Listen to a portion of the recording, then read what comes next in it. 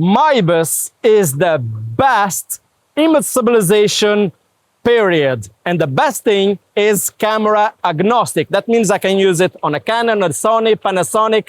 It doesn't matter. Let's compare with the traditional image stabilization plus IBIS, and then we're going to try with MIBIS, okay? A good rule of thumb is to make sure that you have a sharp without any motion blur, is to guarantee that your camera, for example, is at 24 millimeters. I'm going to put 24th of a second. That means 25th. Cameras don't do 24. But it will ensure that I have a sharp without any motion blur image. So, shutter mode, that means that the camera will decide the aperture, and I am at 100 ISO. A 30th of a second. Let's see if it's sharp, the image. Yes, it is. 1 second. Oh, the waterfall is beautiful, and it's still good. Well done, Canon. Let's push it to 2 seconds. And we start to notice a bit of motion blur. So that's actually pretty damn impressive.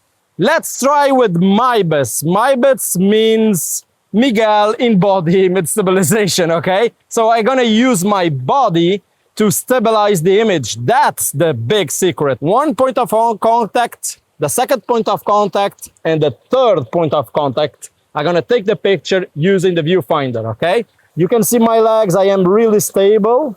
1 second. Still sharp. 2 seconds. Still sharp.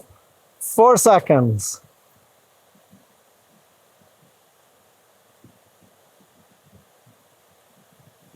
Okay, I can see some motion blur, 8 seconds. And I have to put my ISO to 50 instead of 100.